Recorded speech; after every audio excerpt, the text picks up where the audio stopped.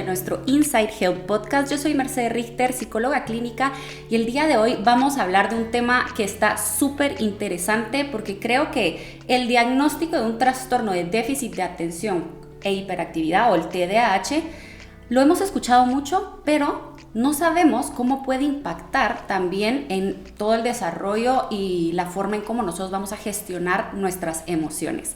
Así que el día de hoy tenemos una invitada muy especial. Ella es Rocío Aguilar, ella es psicóloga educativa con especialización en problemas del aprendizaje, ¿verdad? Así que, Rocío, qué gusto tenerte por acá. Gracias, Mercy, gracias a ti por la invitación. La verdad es que súper emocionada. Y la verdad es que agradecida para que tener estos espacios de divulgación, para que hablemos acerca de TDAH, ¿verdad? Y no solo cómo impacta a través académico-laboral, sino que cómo impacta también en la vida emocional. Sí, y que justamente, ¿verdad? Como que cuando hablamos de un TDAH, lo primero que sale, ¿verdad? Es toda la parte académica, toda la parte de, no sé, como lo vemos en los chiquitos a veces, es muy sonado, ¿verdad? Entonces nos enfocamos mucho ahí, pero desconocemos toda la parte de cómo puede impactar a nivel emocional. Así es. Pero vamos a ver, ¿qué te parece si para empezar hagamos un poquito la definición de qué es un TDAH? Claro, así nos ponemos en contexto, ¿verdad? Iniciamos. Bueno, TDAH es un trastorno por déficit de atención e hiperactividad e impulsividad. Es un trastorno del neurodesarrollo, se manifiesta de diferente manera en las personas según la intensidad de la presentación de los síntomas, tal cual por esta predominación de síntomas significativamente clínicos podemos encontrar de tres tipos, ¿verdad? El tipo que es predominante en inatención, predominante en hiperactividad e impulsividad, y de tipo combinado, donde existen los criterios que puedes valorar qué tanto está impactando en el déficit atencional e hiperactividad e impulsividad. Ok. O sea, puede ser en donde solo está la parte de la atención, puede ser solo la parte donde estamos muy impulsivos o muy inquietos, ¿verdad? O puede ser ambas. Exactamente, puede ser ambas. Y también, esto también depende también dentro del contexto en que estás evaluando, que estás observando también los síntomas, ¿verdad? Y algo muy interesante que tú decías al inicio, usualmente estas alertas empiezan a sonar desde que estamos en la etapa infanto-juvenil, ¿verdad? Donde se detectan más, ¿verdad?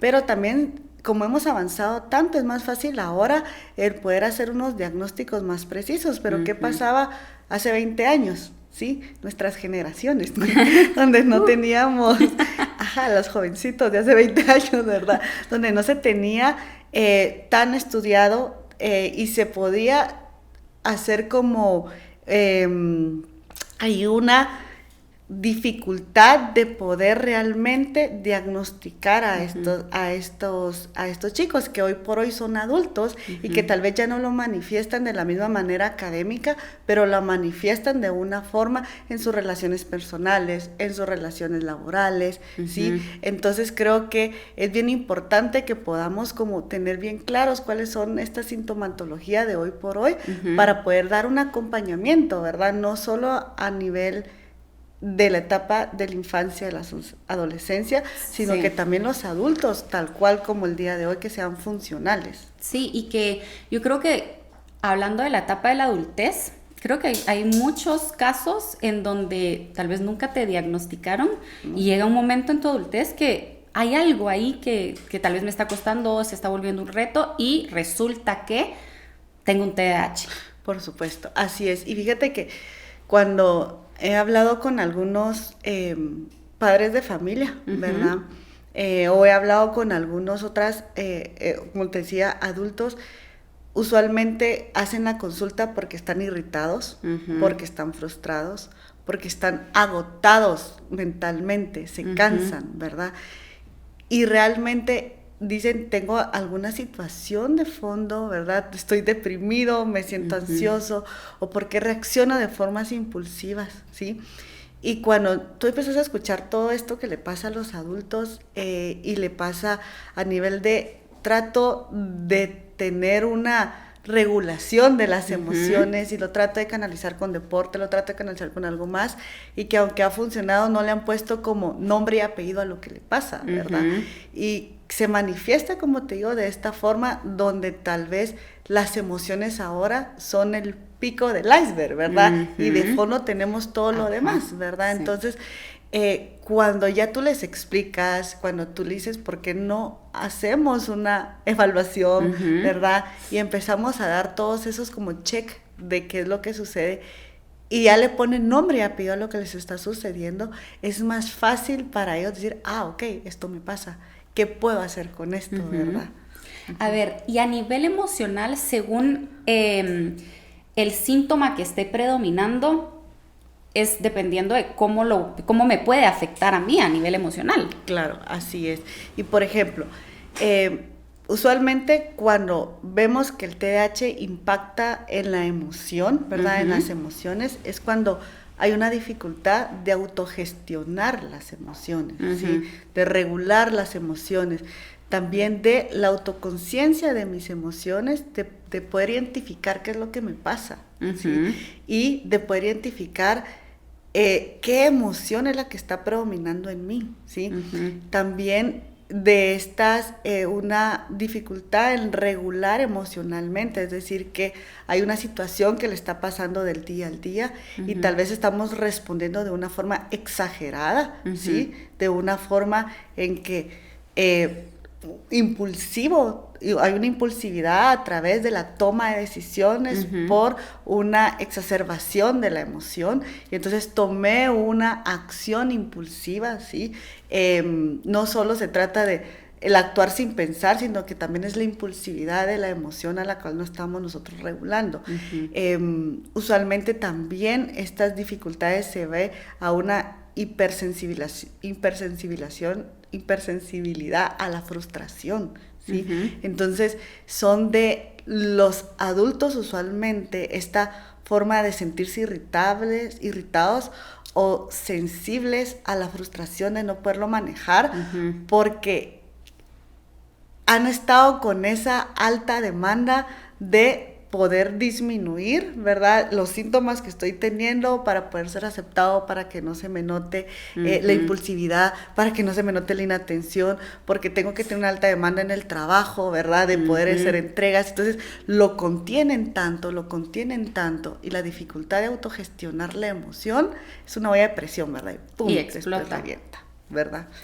O sea, es que sí, obviamente existe esta parte en donde me doy cuenta que hay algo que no, vamos a llamarle que no es normal, ¿verdad? Que tal vez no es adaptado a la forma en la que regularmente debería de reaccionar ante esta situación o debería de gestionar esta emoción, o me cuesta mucho identificarle, no le puedo poner ni nombre, ¿verdad? O lo siento o sea, hay una desregulación ahí en la parte emocional. Hablando de vínculos con otras personas, ¿el TDAH puede afectar al momento de querer vincular con otras personas o tener relaciones interpersonales? Claro, definitivamente. Y esto, aquí también empezamos a hablar desde la etapa infantil, ¿verdad? Usualmente es que los demás niños no quieren jugar con él, ¿verdad? ¿Por qué no quieren jugar? Porque él se frustra cuando pierde, porque el chico o la chica quiere, ¿verdad? Que se juegue a su manera, a su forma, porque impulsivamente tiró la pelota y la trabó y todos otra vez lo mismo, ¿verdad? Entonces, desde ahí empieza la dificultad de poder vincularse y relacionarse dentro de estas reglas típicas o reglas sociales, ¿verdad? Que adecuadamente cómo te tienes que comportar. Y entonces empieza mucha dificultad y mucha retroalimentación negativa. Otra vez o nadie quiere hacer un grupo de trabajo con esta persona o con este niño, este adolescente, porque se le olvidó otra vez el trabajo, porque no entregó el material, ¿verdad? Entonces todo este tipo de cosas que empiezan a marcarse desde la edad de la infancia y de la adolescencia, y cuando ya llegan a la edad adulta, ¿verdad? Con tanta retroalimentación negativa es bien difícil entonces el que existan ciertos momentos de manejo de que se puedan vincular, ¿verdad? Con sus pares en la edad adulta, o empezar a tener pues relación afectiva con otra persona, ¿verdad? Entonces sí afecta y sí impacta. Claro, esta es como no es una ley, no estás escrito sobre piedra. Sabemos que va a tener dificultades, pero sabemos también que podemos, los adultos que padecen acerca del TDAH, poder tener también estrategias de cómo poder regular sus emociones y tener estas herramientas sociales, ¿verdad? De cómo poder vincularse. Esta vez, antes de venir aquí, estaba escuchando que la incidencia de divorcio en adultos con TDAH es 2 veces más, ¿verdad? Que que relaciones típicas, ¿verdad? Lo podemos decir así, ¿verdad?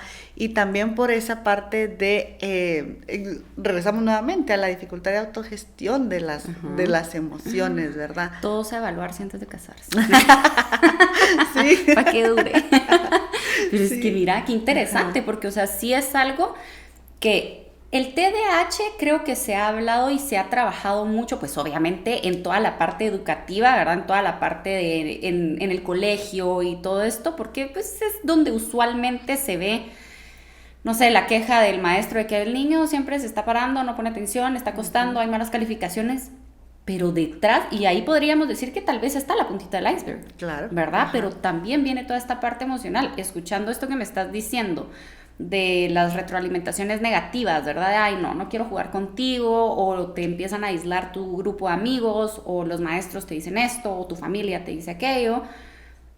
Eventualmente te va a impactar a nivel de autopercepción, no sé, también a nivel de autoestima, ¿verdad? De, ok, realmente soy una persona que la gente no quiere convivir, ¿verdad? Entonces pueden existir muchas cosas a partir de esto, o me aíslo, o me pongo la etiqueta de que soy una persona que nadie quiere estar, o incluso empiezo a hacer cosas totalmente distintas solamente para poder encajar en los grupos. Totalmente, y es que vivir de esa manera, tratando de que tengas la aceptación de los grupos, de amigos, grupos de familia, que tengas la aceptación de pareja, o sea, se contiene tanto que, como te decía, o sea, es como una ollita de presión, ¿verdad? Que tratas de disimular tanto la manera de cómo te sientes, de cómo sientes que no encajas en ciertas cosas, ¿verdad?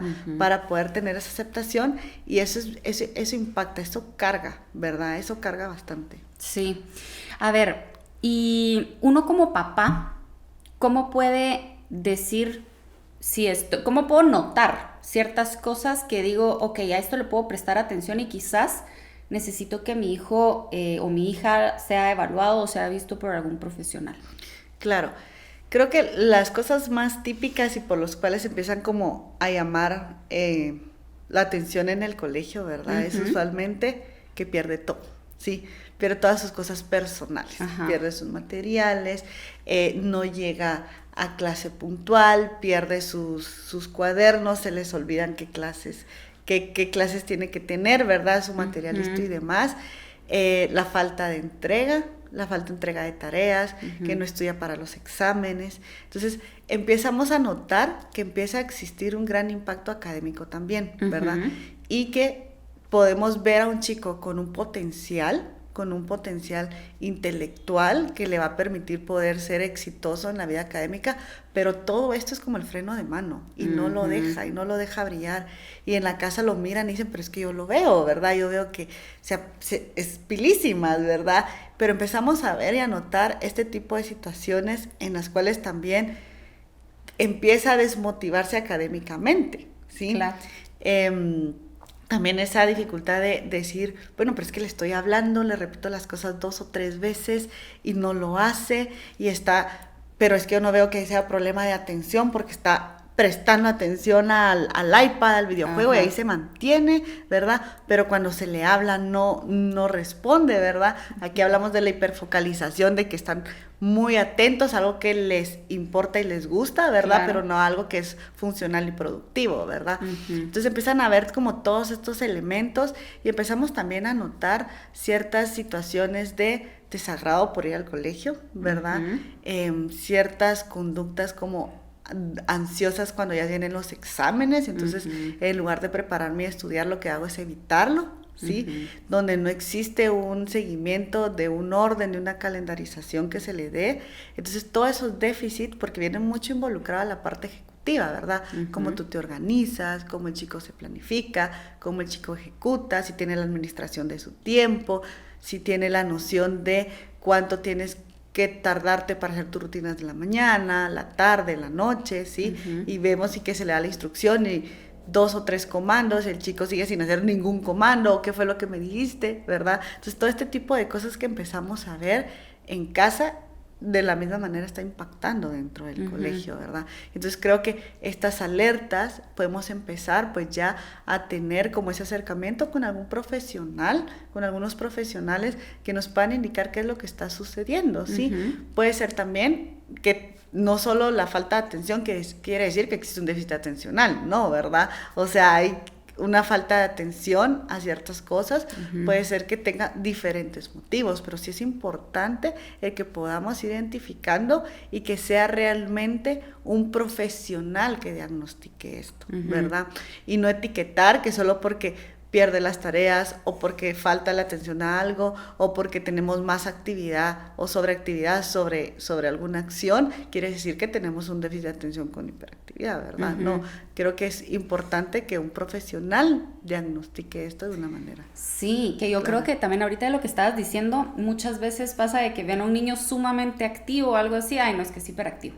Ajá. Pero realmente tal vez sí, tal vez no. Ajá. O sea, tal vez es un niño que quizás necesita otro tipo de actividad o más movimiento, más otro tipo de cosas, pero no quiere decir de que ya nos estamos yendo directamente con el diagnóstico como tal. Totalmente, exactamente, y aquí puede existir como también la regulación sensorial, ¿verdad? O también, ojo, ver qué es lo que estamos dando de comer a nuestros hijos, ¿verdad? Porque todos estos alimentos, ajá, ¿verdad? O sea, que ven más niveles de actividad, pero qué es lo que está comiendo, o qué actividad se está haciendo, porque al final son chicos, son adolescentes que necesitan actividades y una vida tan sedentaria tampoco es tan beneficiosa, ¿verdad? Entonces ver qué tanto estamos equilibrados en esto, ¿verdad?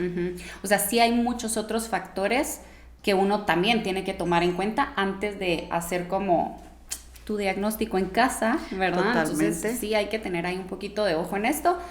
A ver, me gustaría que la gente que esté viendo este podcast pueda conocer un poco y familiarizarse un poco de cómo sería un proceso de evaluación para poder hacer un diagnóstico, en este caso contigo.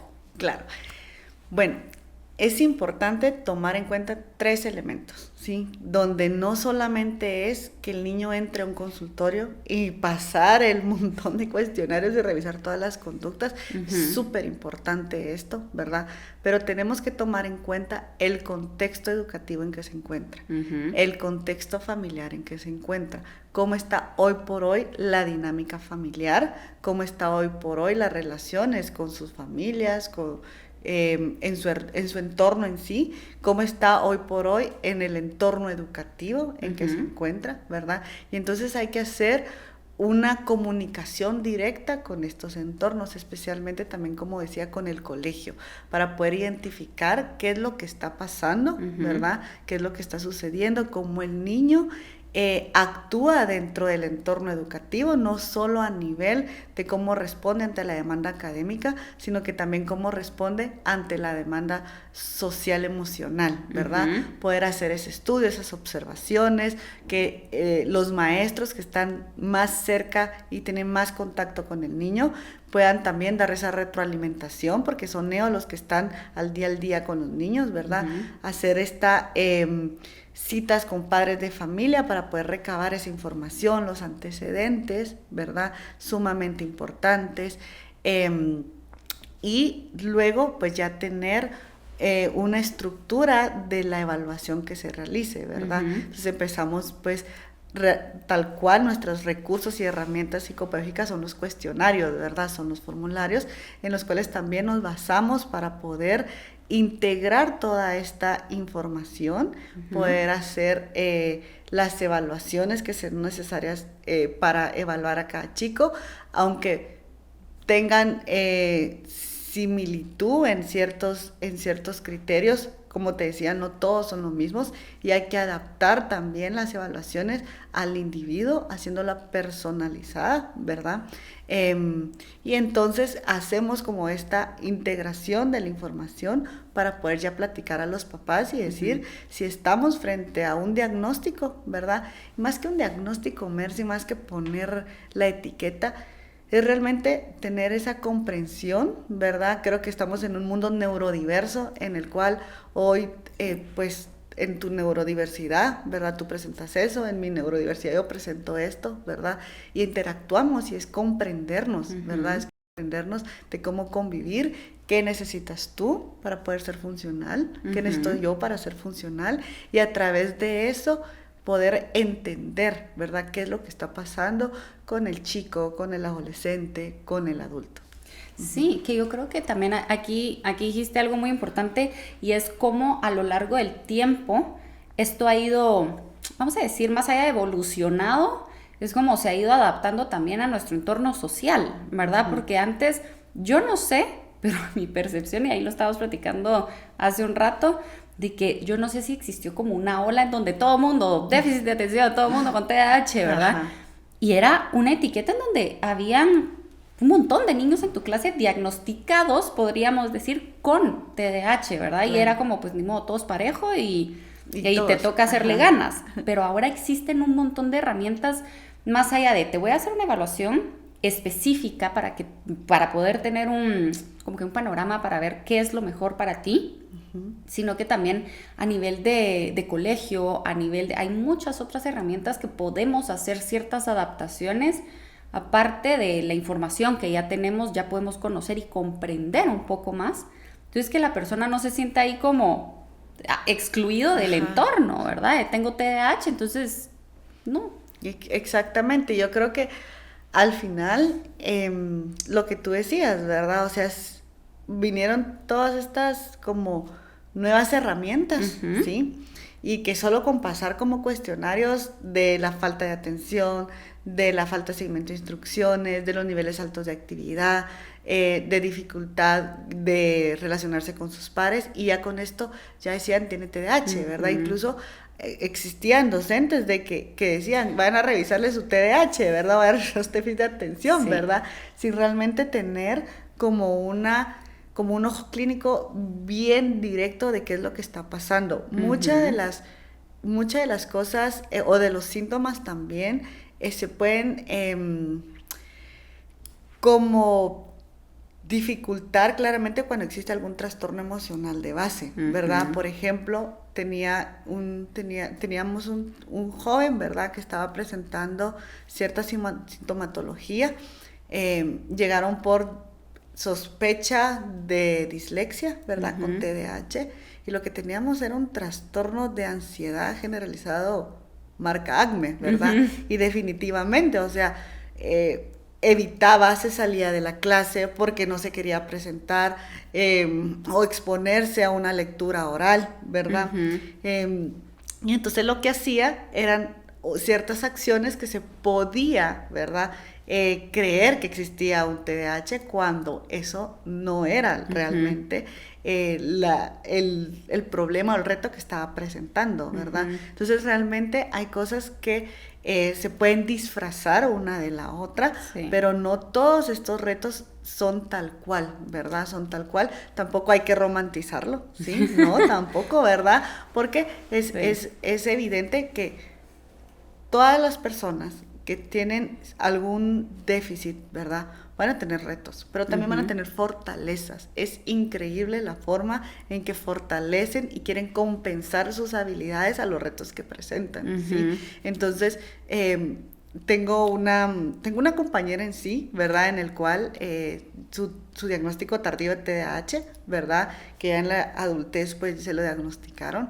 Y es la persona más estructurada y organizada que yo conozco. O sea, yo le digo, sos la Marie Kondo de Guatemala, ¿verdad?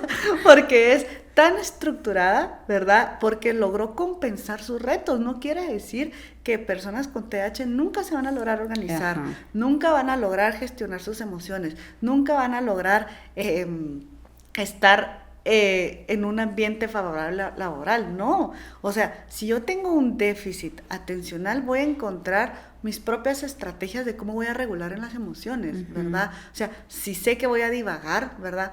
Yo estoy divagando, regreso nuevamente como al foco atencional que necesito prestar atención. Si sé que todo se me olvida, entonces lo voy a apuntar y voy a hacer mi checklist de qué es lo que tengo que hacer en el día, ¿verdad? Qué es lo que ya hice, qué es lo que me quedó pendiente. Si sé que no logro manejar bien una agenda, entonces hay diferentes cosas tecnológicas ahora de que sé que podemos adaptar, ¿verdad? Incluso hay aplicaciones en las cuales te indica si ya pasaste mucho tiempo chateando en el teléfono, y es decir, regresa a lo más importante que tienes que hacer, ¿verdad? O sea, hay muchas cosas, no quiere decir de que ya tengamos nuestros retos o que se tengan los retos, es algo que va a ser como de por vida, ¿no? Sí, o sea, como te decía, sabemos las fortalezas que se tienen y podemos entonces abonar esas estrategias o esas fortalezas para ser funcional, tener una vida lo más a más plenitud posible. Claro, y qué bonito esto que estás diciendo, ¿verdad? Porque muchas veces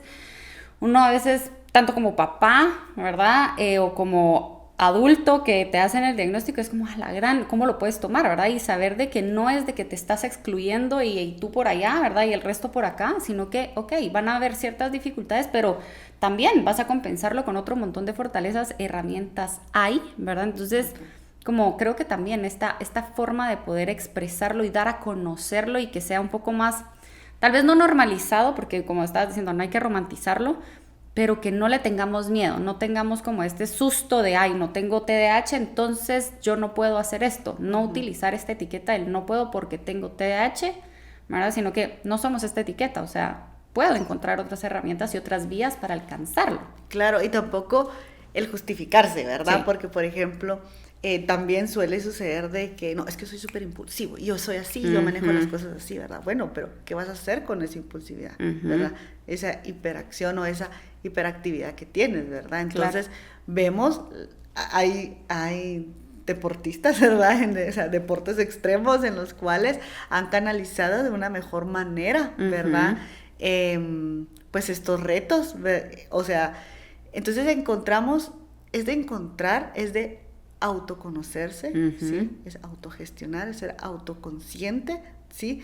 De mis emociones, de mis retos y qué voy a hacer con esto, ¿sí? Claro. Porque también me tengo que hacer cargo, ¿sí? Y tengo que ser responsable acerca de las acciones, de mis emociones, y entonces buscar profesionales que me ayuden, ¿verdad? Saber cuál es mi círculo primario, cuál es mi red de apoyo, ¿sí? Con quién estoy entonces tomando en cuenta a quién se lo comparto, ¿verdad? También a quién se lo comparto, y saber de qué manera puedo encontrar estos apoyos que se necesitan. Sí. A ver, Rocío, ya para ir terminando, ¿alguna recomendación, algunos tips que le quieras dejar aquí a las personas que ven el episodio? Claro, pues primero, si son padres de familia, ¿verdad? Realmente pues sí podemos llegar a tener como este impacto de qué es lo que le está pasando a nuestros hijos, ¿verdad? Sin embargo, la neurociencia ha avanzado tanto, ¿sí? Y ha avanzado tanto y ha llegado a países como Guatemala, en los cuales encontramos programas que van a ayudar a nuestros hijos, ¿sí? Van a ayudar a nuestros hijos a que vayan a tener un mayor éxito académico, ¿sí? No siempre es la ley de que tener TDAH va a ser un fracaso académico, ¿no? ¿Sí? Existen realmente programas que podemos aplicar en la vida diaria. Las rutinas funcionan bastante, los hábitos funcionan bastante.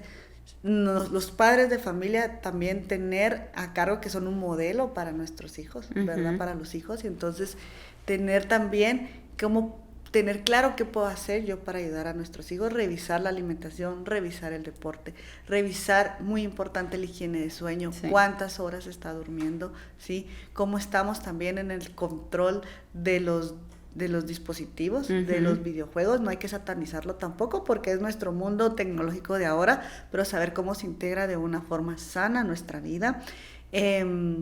No estar en Google, ¿verdad? Metiendo todos los diagnósticos porque nos van a aparecer varias cosas, ¿sí? Sino que es acercarse a un profesional y poder charlar y hablar de qué es lo que está sucediendo, ¿verdad? Estar con un terapeuta en el cual nos pueda dar un abordaje específico, individualizado a las necesidades que mi hijo puede estar presentando, que yo como adulto puedo estar presentando, hacer actividades que me logren regular, que me logren relajar, que me logren concentrar, ¿verdad? Saber qué actividades son las que me pueden poner más hiperactivo, qué actividades me logran regular, saber y estar consciente de esto, ¿sí? Y saber a qué me voy a exponer, en qué contexto me voy a exponer. Creo que esto es bastante importante. Y creo que esa parte nos va a ayudar mucho a poder integrar todo lo que vemos como esa mochila que traemos de carga, ¿verdad? Y saber qué cosas me van a hacer más liviano el camino. El camino, ok. Bueno, pues Rocío, te agradecemos mucho aquí por toda esta información tan valiosa. A ustedes espero que este episodio haya sido de muchísima ayuda. Ya lo saben, si tienen alguna duda, vayan con un profesional, no le pongamos etiquetas, mejor resolvamos las dudas que tengamos y ya tenemos un plan de acción específicamente para ustedes. Así que pues bueno, recuerden que nos pueden seguir en nuestras redes sociales, en Instagram como InsideHealth-GT, en Facebook como InsideHealthGT y a mí me pueden encontrar como psicología.mercy.